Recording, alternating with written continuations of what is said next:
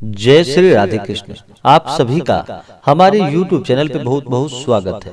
आइए आज सुनते हैं रथ सप्तमी व्रत की कथा। इसे अचला सप्तमी, सूर्य रथ सप्तमी, आरोग्य सप्तमी आदि नामों से जाना जाता है। यह व्रत हर वर्ष माघ माह के शुक्ल पक्ष की सप्तमी तिथि के दिन मनाया जाता है। इस दिन को सूर्य जयंती के रूप में मनाया जाता है। पौराणिक ग्रंथों के अनुसार भगवान सूर्य ने इसी दिन सारे जगत को अपने प्रकाश से अलौकित किया था, इसलिए इस सप्तमी को सूर्य जयंती के रूप में मनाया जाता है। शास्त्रों के अनुसार भगवान सूर्य देव को आरोग्यदायक माना गया है और रोग मुक्ति के लिए भगवान सूर्य की आराधना को उपाय के रूप में बताया गया है। माघ मास के शुक्ल पक्ष की सप्तमी से संबंधित अनेक सारी कथाएं हैं। इस दिन विशेष प्रकार से भगवान सूर्य देव का पूजन करना चाहिए। भगवान सूर्य देव पृथ्वी पे साक्षात देवता रूप में माने जाते हैं। इनसे सभी जीव जंतु वनस्पति आदि भगवान सूर्य देव से ऊर्जा प्राप्त करते हैं। भगवान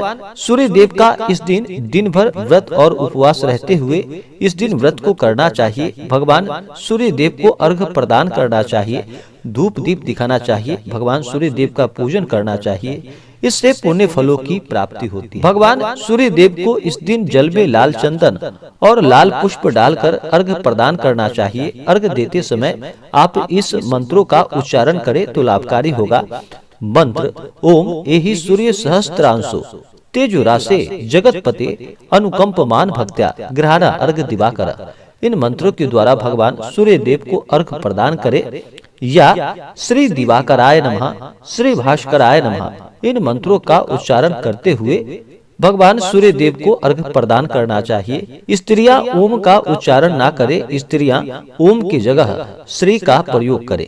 इस दिन बिना नमक वाला भोजन ग्रहण करना चाहिए। अगर आप उपवास न रह पाएं तो आप फलाहार करके फिर इस व्रत को कर सकते हैं। जरूरी नहीं है कि उपवास ही रहे, जहाँ तक आपकी क्षमता हो उसके अनुसार आप इस दिन व्रत को करें और इस दिन बिना नमक वाला भोजन ही ग्रहण करना चाहिए। इससे पुण्य फलों की प्राप्ति होती है। इस दिन शुद्ध और सात्विक आहार ग्रहण करना चाहिए। भगवान सूर्य देव का पूजन करना चाहिए।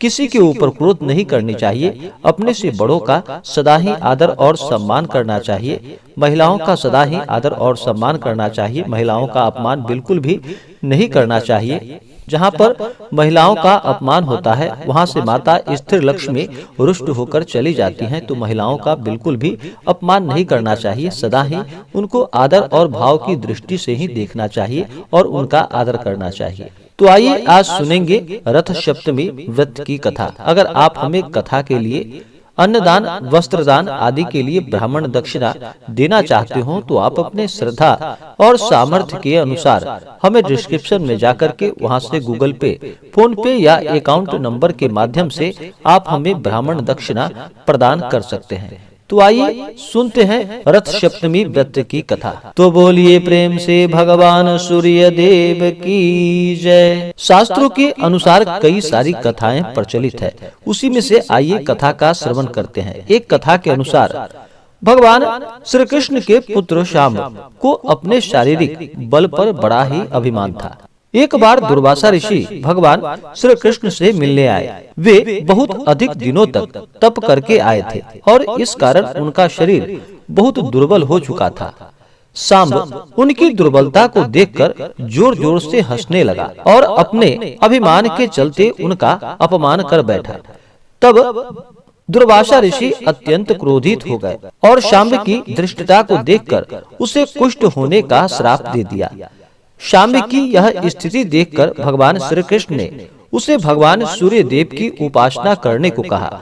पिता की आज्ञा पाकर शाम्ब ने भगवान सूर्य की आराधना करना प्रारंभ की, जिसके फल स्वरूप कुछ ही समय पश्चात उसे कुष्ठ रोग से मुक्ति प्राप्त हो गई। दूसरी कथा के अनुसार भविष्य पुराण की कथा, जो कि एक गणिका इंदुमती ने अपने जीवन में कभी कोई दान पुण्य का कार्य नहीं किया। उसने एक बार वशिष्ठ मुनि से मुक्ति पाने का उपाय पूछा। तो मुनि ने गणिका से कहा कि माघ मास की सप्तमी को अचला सप्तमी व्रत कहा जाता है। इसके लिए षष्ठी के दिन एक ही बार भोजन ग्रहण करना चाहिए। सप्तमी की सुबह आंख के 7 पत्ते सिर पर रखकर और सूर्य देव का ध्यान करके स्नान करे। इसके बाद सूर्य देव की अष्टदली मूर्ति बनाए और शिव पार्वती को स्थापित करे। उनकी विधि विधान से पूजा करे। तांबे के पात्र में चावल भरकर दान करे। गणिका इंदुमती ने ऐसा ही किया और शरीर त्याग दिया। इसके बाद इंद्र ने उसे अप्सराओं की नायिका बना दिया। तीसरी कथा के अनुसार कंबोज साम्राज्य के राजा यशोवर्मा, जो कि काफी महान राजा हुआ करते थे, उनके साम्राज्य को संभालने के लिए कोई उनका उत्तराधिकारी नहीं था। उन्होंने संतान प्राप्ति के लिए अनेक देवी देवताओं से मन्नत मांगी कि उनके राज्य के लिए एक वारिस मिल जाए। फलस्वरूप भगवान की कृपा से उनके घर में पुत्र का जन्म हुआ, लेकिन उनकी खुशी ज्यादा दिन तक नहीं चल पाई, क्योंकि उनका पुत्र मानसिक रूप से बीमार था। उस समय उनके राज्य में एक साधु आए। राजा यशोवर्मा ने उनकी खूब खातिरदारी की, जिससे कि प्रसन्न होकर साधु महाराज ने उनसे वर मांगने को कहा। राजा ने अपने पुत्र की मानसिक बीमारी की बात बताई। इस पर साधु ने कहा कि यह तुम्हारे पिछले जन्म के कर्मों का फल है, जिसके कारण तुम्हारे पुत्र की यह हालत हुई है। साधु ने इससे उबरने के लिए राजा को सूर्य रथ सप्तमी का व्रत सच्ची श्रद्धा और पूरी निष्ठा के साथ करने को कहा।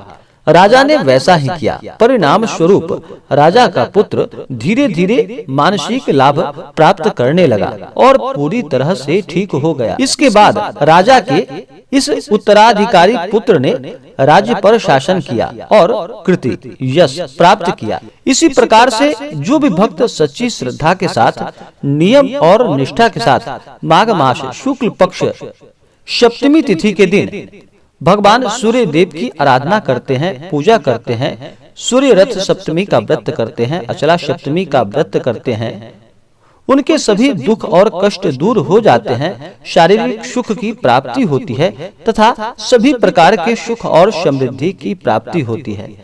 किसी भी प्रकार के व्रत या पूजन में नियमों का पालन करना चाहिए। किसी भी प्रकार के व्रत में शुद्ध और सात्विकता का पालन करना चाहिए। ब्रह्मचर्य का पालन करना चाहिए। किसी के ऊपर बिल्कुल भी क्रोध नहीं करना चाहिए। सदा ही धर्म का आचरण करना चाहिए और प्रभु पे विश्वास रखते हुए व्रत को करना चाहिए। अगर मन में विश्वास न हो, अश्रद्धा मन में नहीं रखनी चाहिए। अगर मन में व्रत पूजन के लिए अश्रद्धा हो तो उस व्रत को नहीं करना चाहिए। वह व्रत सफल नहीं हो पाता है। जब आपके मन में विश्वास हो, श्रद्धा हो, तभी उस व्रत को पूरी निष्ठा के साथ करें। अगर भगवान का केवल सच्ची श्रद्धा के साथ उनका नाम भी अगर स्मरण कर लेते हैं, इससे भी प्रभु प्रसन्न हो जाते हैं और अपने भक्तों के ऊपर अपना कृपा बनाए रखते हैं। तो सच्ची श्रद्धा के साथ, विश्वास के साथ भगवान का पूरे विधि विधान के साथ पूजन करना चाहिए। इससे पुण्य फलों की प्राप्ति होती है। तो आशा करता हूँ कि यह जानकारी आपको अच्छा लगा हो। ऐसे ही ज्ञानवर्धक जानकारियाँ प्राप्त करने के लिए हमारे इस चैनल को लाल बटन दबा करके सब्सक्राइब करें, साथ में बेल आइकन घंटी दबाएं ताकि मेरे वीडियो का नोटिफिकेशन आपके पास सबसे पहले पहुंचे। वीडियो को लाइक और अपने मित्रों तथा दोस्तों के साथ शेयर करें। सुखी रहें और स्वस्थ रहें। जय श्री राधे कृष्ण। धन्यवाद।